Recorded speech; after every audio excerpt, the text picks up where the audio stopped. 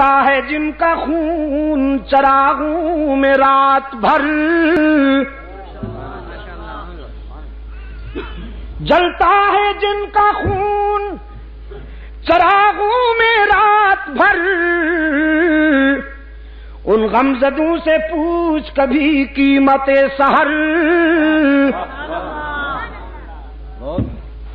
ہدہد کہتا ہے اللہ کے نبی عیاشی کے لیے نہیں گیا تھا، جائزہ مشن پر گیا تھا، اور میں اس مقام پر سے ہو کے آیا ہوں جہاں آپ بھی نہیں گئے۔ وہاں سے میں ایک یقینی خبر لایا ہوں قوم سبا سے متعلق۔ میں نے ایک قوم دیکھی ہے، میں نے ایک قوم دیکھی ہے جو سورج کی پوجا کرتی ہے، سورج کو طلوع اور غروب ہوتے وقت سجدہ کرتی ہے۔ ایک عورت ان پر حکمرانی کر رہی ہے۔ سنیے، صاف کہہ دینا چاہتا ہوں، جب تک انشاءاللہ جب تک ولی اللہ قافلے کے سپاہی زندہ ہیں، ایک قوم دے کر آیا ہوں، سورج کو پوجا کرتے ہیں، سجدہ کرتے ہیں وہ بدبخت۔ ایک عورت ان پر حکمرانی کرتی ہے، تو اللہ کے نبی آگے بڑھنے سے پہلے اس قوم کا پوسٹ مارٹم کر لینا چاہیے۔ یہ زنخی قوم، یہ زن مرید، جنہوں نے ایک عورت کو سربراہ بنا رکھا ہے، پہلے ان کی طبیعت ٹھیک کر لینی چاہیے، پھر آگے بڑھیں گے۔ سلیمان علیہ السلام نے فرمایا بھئی واقعی تو بڑا عجیب ہے، کیسی عجیب خبر لایا ہے۔ فرمایا ایسے یلغار نہیں کرتے، دیکھو پیغمبر کا انداز دیکھو، پیغمبر کی عسکری مہم میں بھی رحمت کار فرما ہوتی ہے۔ فرمایا پہلے خط لکھتا ہوں بلقیس کے نام، جاؤ میرا خط پہنچاؤ اسے، اگر وہ ٹھیک طریقے سے ہماری بات مان لیتی ہے تو ہم ان کی آبادیوں کو تاراج کرنے کا ذوق نہیں رکھتے۔ خط لکھا، اور سفارتی تاریخ میں یہ پہلا خط ہے جو کسی ایک حاکم نے دوسرے حاکم کے نام لکھا۔ سلیمان علیہ السلام نے جو لکھا ہے بلقیس کو، قرآن کریم نے اس خط کا مضمون بھی محفوظ رکھا ہوا ہے۔ فرمایا انہ من سلیمان وانہ بسم اللہ الرحمن الرحیم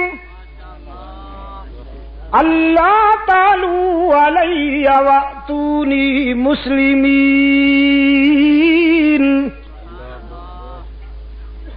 یہ خط اللہ کے نبی حضرت سلیمان علیہ السلام کی طرف سے لکھا جا رہا ہے، اور اس کے نام سے جس سے بڑا رحم کرنے والا، مہربانی کرنے والا کوئی نہیں۔ ہمارا خط پڑھتے ہی کسی خوش فہمی میں مبتلا مت ہو جانا۔ اللہ تعالی علیہ، خوش فہمی میں مبتلا ہو کر، احساس برتری میں مبتلا ہو کر کہیں ہم سے ٹکرانے کی غلطی نہ کرنا۔ ہم تجھے دعوت دیتے ہیں کہ سراپا تسلیم اور رضا بن کر صداقت کو اپنا لو، اللہ کی وحدانیت اور میری نبوت کا اقرار کر لو۔ ملکہ سبا بلقیس نے حضرت سلیمان علیہ السلام کا خط اپنی کابینہ کے سامنے رکھا، ان سے پوچھا کیا رائے ہے تمہاری، کیا کرنا چاہیے اس سلسلے میں۔ ایسے موقع پر نمبر بنانے والے لوگ بڑے پرجوش ہوا کرتے ہیں۔ نمبر بنانے کے لیے بعض حضرات نے رائے دی ہم خون کی ندیاں بہا دیں گے، جہاں آپ کا پسینہ گرے گا وہاں ہمارا خون۔ یہ بڑے رٹے رٹائے جملے ہیں جو لوگوں کو بیوقوف بنانے کے لیے استعمال کیے جاتے ہیں۔ ہم تیار ہیں، ہر قسم کی قربانی دیں گے. اور آپ تو اسٹیل مین ہیں. وہ مین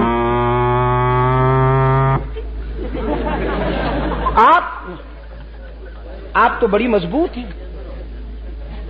آپ تو سپر پاور ہیں. آپ تو ناقابل تسخیر ہیں میڈم بیگم. آپ کو کوئی نقصان نہیں پہنچا سکتا. اور آپ کے یہ رضاکار، آپ کے یہ فداکار آپ کے اشارے پر جانے دیں گے. ہم خون کی ندیاں بہا دیں گے. ہم اڑا کے رکھ دیں گے تیرے دشمنوں کو. قرآن کریم بڑا شفاف آئینہ ہے. ہر کردار بیدار نظر آتا ہے. قرآن کریم نے ملکہ بلقیس کو یہ کریڈٹ عطا کیا ہے کہ اپنے مشیروں وزیروں کی یہ لنترانیاں سن کر بے وقوف ہونے کے بجائے اس نے حقیقت پسندی سے کام لیا. قالت ان الملوک اذا دخلوا قریۃ افسدوها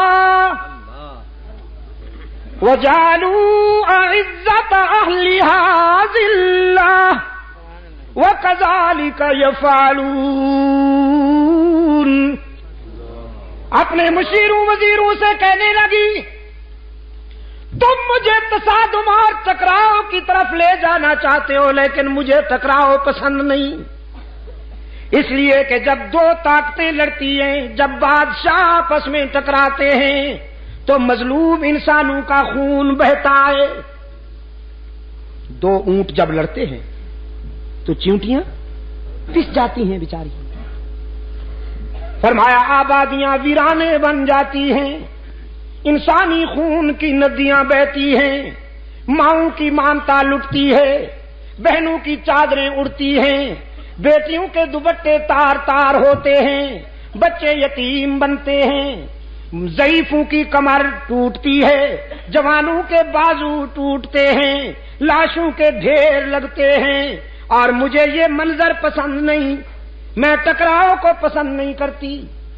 میری پرپوزل یہ ہے انی مرسلۃ الیہم بہدیہ، میں ایک ہدیہ بھیجتی ہوں. کیا تحفہ پریزنٹ نذرانہ. جزاک اللہ. کیا نذرانہ بھیجتی اور دیکھتی ہوں کہ ہمارا بھیجا ہوا عطیہ، ہمارا بھیجا ہوا نذرانہ کیا رنگ دکھاتا ہے. بڑے قیمتی ہیرے، بڑے قیمتی جواہرات حضرت سلیمان علیہ السلام کی خدمت میں روانہ کیے کہ یہ لیجئے اور ہمارا پیچھا چھوڑ دیجیے.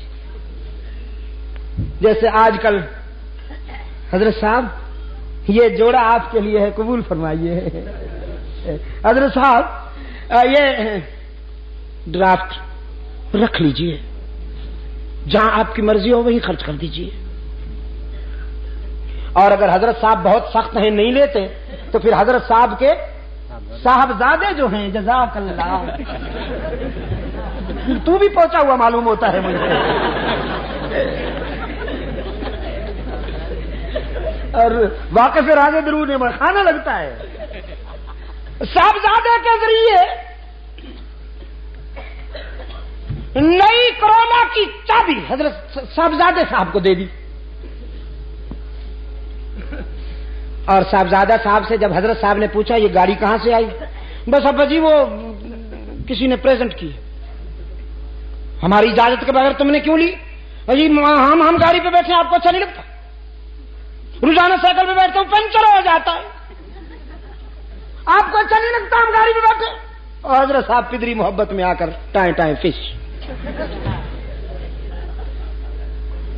ہوس چھپ چھپ کے پہلو میں بنا لیتی ہے تصویریں. اقبال نے کہا نا براہیمی نظر پیدا بڑی مشکل سے ہوتی ہے، ہوس چھپ چھپ کے پہلو میں بنا لیتی ہے تصویریں. یہ ہوس. نذرانہ آیا حضرت سلیمان علیہ السلام کی خدمت میں، اور جناب سلیمان علیہ السلام اللہ کا نبی ہے.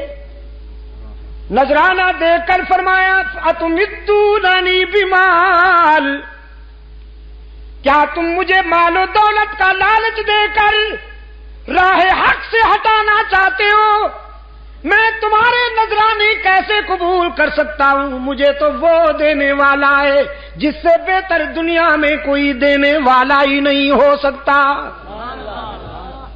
میں تو رب سے لینے والا ہوں، اور تم نے یہ نذرانہ بھیج کر ہمیں چیلنج کیا ہے۔ تم نے سمجھا ہے کہ ہم تمہارا نذرانہ اور تحفہ دیکھ کر راستے سے ہٹ جائیں گے، تو یوں دیکھ کے فرمایا ہے بھائی کوئی اٹھا کے لائے اسے ابھی۔ ایک جن کھڑا ہوا کہنے لگا جی مجھے اجازت دیجئے، آپ یہاں سے کوچ کرنے نہیں پائیں گے، آپ یہاں سے اٹھ کر آگے نہیں چلیں گے کہ میں اسے لا کے پیش کرتا ہوں۔ ایک اور بولا، قرآن کہتا ہے قال عفریت من الجن انا اتیک بہ قبل ان یرتد الیک طرفک، اس نے کہا میں پلک جھپکنے سے بھی پہلے لاتا ہوں۔